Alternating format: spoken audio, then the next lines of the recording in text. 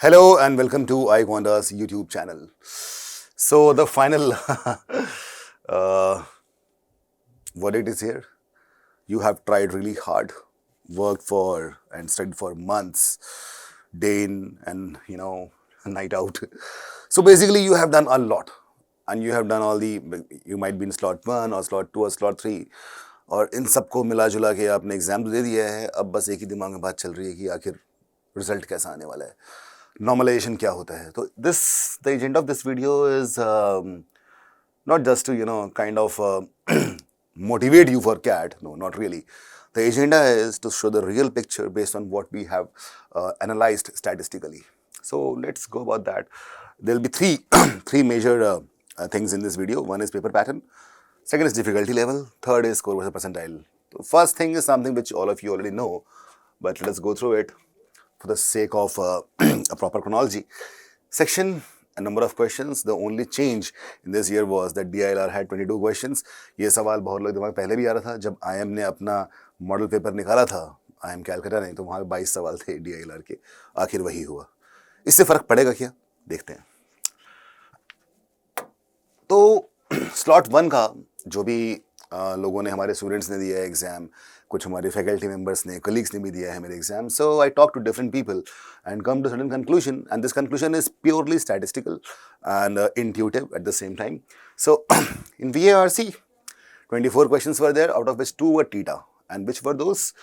Because this time they did not have PJ, they had odd one out. So these questions were the 2 questions which were theta. Difficulty level was easy. Now when I say easy, it's not as easy for me or someone who is an expert in VARC. It's easy for a combined all the people, all the students who have given the exam, based on their perception, we have come to know that it will be an easy paper for in terms of VARC. Quants, 22 questions, out of which 8 were theta. Type in the answer. There were no options given to you.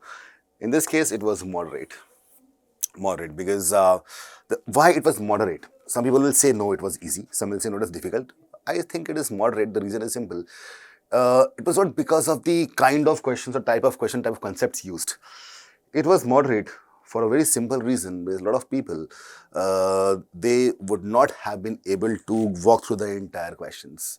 Some people would have thought in the last 2 minutes, oh shit, मैंने ये सवाल देखा ही नहीं था, ये तो आसान था.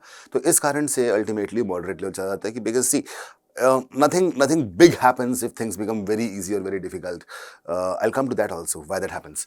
Now, DILR, 22 questions were there, as I told you earlier, out of which 10 were theta, and it was easy to moderate.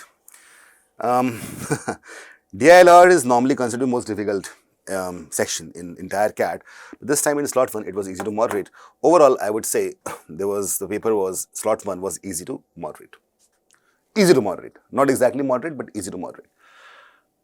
This will affect the normalization as well. Coming to slot 2, which was my slot, I wrote that exam, so I have a fair idea what exactly happened. VARC, I would say it was moderate. Why was it moderate? There is one passage. In fact, all the passages in terms of language were very easy. Language, there's no difficult words over there. Like if you remember that I had made a module called, Engineers VARC, in which I gave the glossary of difficult words, because that was the kind of passages that we choose. But here, the passages were not that difficult in terms of complexity of language or flow of ideas.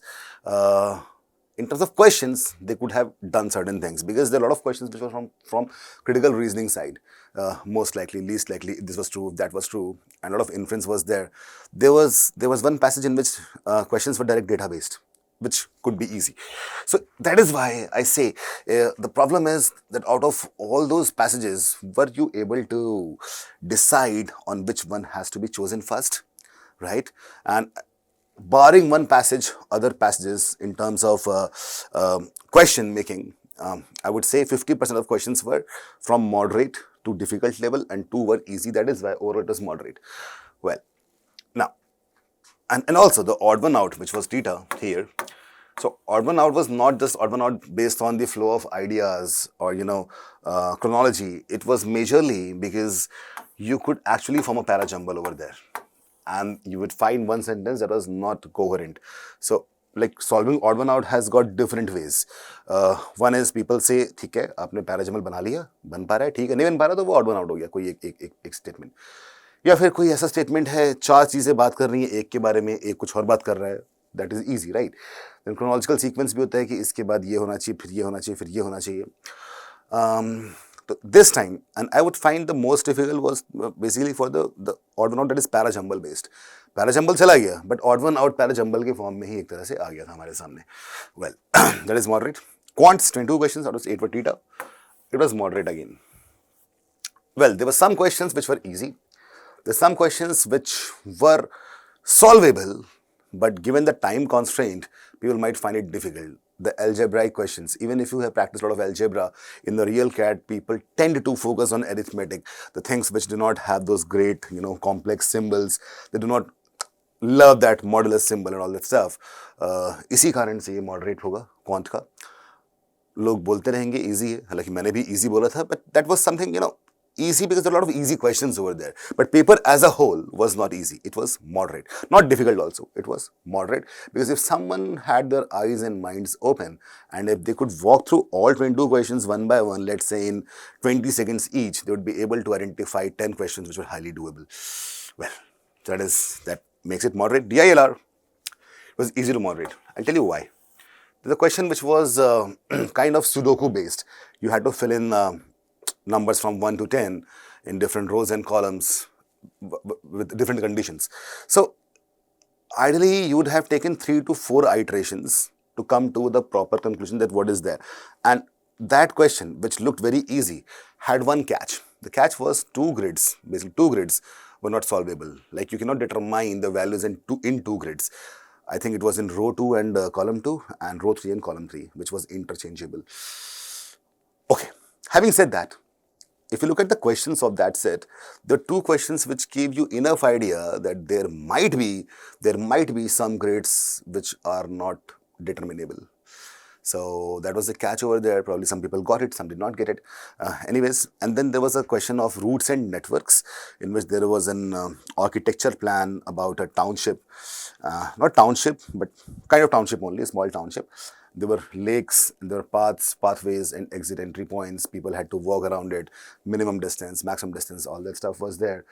That question is also very solvable, right? It is something which we do not require. We don't require a lot of complex ideas to solve that. The thing was, people can go wrong in the cases where when you want to maximize the distance, probably you won't be able to find that one path. If you miss on that one path, it will be wrong. So, but still, the set was like that all the questions were independent. Like every time you have to go through the set. And when you go through the set every time, so it is a high possibility that out of 4 questions, you will get 2 right and 2 wrong. It's not like, oh, you will get all wrong or all right. Okay. So that is why I would call it easy to moderate. Easy in terms of question making, moderate in terms of some mistakes that you might do, some silly mistakes that you might do. Overall, paper was moderate. Okay. Now, slot 3. People normally feel that I have been hearing from I don't know how much time. People say कि slot 3 सबसे ज़्यादा difficult आता है, पता नहीं क्या कर देंगे वहाँ पे, हमसे बदला लेते हैं. This time people would not say that. In VRC it was moderate. The passages and questions are fairly doable. Quants was easy, actually. Easy. Why easy? Because a lot of people were able to find a lot of questions which they solved, doable. And LRDI here was moderate, a bit more difficult than slot 2. Overall paper was moderate. But having said that, if you look at all of this, I feel that the normalization benefit will be given to slot 2, the normalization. Specifically in VRC and quants, it is going to happen. And so, in a way, the people who are in slot 2, आपके marks जो normalisation होगा 1-1.5 marks बढ़ जाएंगे. ये तो यहाँ पे होने ही वाला है. Now I'll tell you why this is happening. See, the kind of score versus percentile prediction is very much similar to 2021 exam of CAT. But having said that, the number of aspirants this year is much higher than it was in 2021. And you know what? When number of people increase, what exactly happens statistically? There's a correlation, right, between finding finding questions to be difficult, a number of aspirants. So if the more people are joining in, are writing the exam, but very few people have actually gone through any coaching, and out of that also, hardly, I think, those who go to the coaching, 20% of them actually write the entire mocks. So the competition is always between those first 20%, and if more people are there, there's high possibility that not things will not just shoot up, things may remain balanced. तो paper easy होने के कारण जो cut off shoot होना चाहिए था, वो बहुत ज़्यादा एस्पायरेंट्स होने के कारण नीचे भी आएगा. There will be balance. Okay, of course, the cutoff will be higher than what it was in the previous year, 23, but it will not be that higher कि ऐसा नहीं हो जाए कि लोग बोल दें कि यार देखो 99 percentile के लिए 100 क्रॉस करना पड़ेगा. No, not that. That is not going to happen. What's going to happen, statistically saying, will be this. So they see 100 percentile is something which no one is sure of, but for a ballpark figure, this is what is going to happen. Let's go to 99.5 percentile. So I believe that at 97 marks in slot 1, you get 99.5 percentile, and 95 for slot 2, 96 for slot 3. So as you can see, normalization benefit will be given to slot 2. For 99 percentile, it will be 91, then 85, then 88. 98 percentile, it will be 80, 74, 77. That is the overall score. That's the overall score, not the sectional scores. And if you, there's a high possibility that if you add all your sections, you might get more than 80, but your percentile overall will be there, but you might not get a call from different colleges, because all the colleges, maximum colleges, they look at the sectional percentiles as well, sectional cutoffs as well. So that's what is going to happen. So if you figure, let's say you are in early 90s in slot 1, or be it slot 2, or be it slot 3, marks in early 90s, you will get above 99 percentile. So if you've done that, congratulations. And even if you are in, let's say, 80s, then also you'll be crossing 98 percentile, be it any slot. So the response sheet will be live soon. Normally, like, it depends on IIM. They want to launch it 4 days ahead, or maybe 5 days ahead. But normally you will get in December first week. Until then, we need to keep our fingers crossed what's going to happen. But more or less, this is what is going to happen. That is kind of our prediction based on a lot of different variables, the ease of questions and the number of aspirants. We correlated them and came up with this. The next video will be on a calculator that I have made, which is a normalization calculator, that how does normalization actually work in CAT, and based on that, you'll be able to realize that what happens when difficulty level varies. So thank you, stay tuned, and I'll come up with more such interesting videos.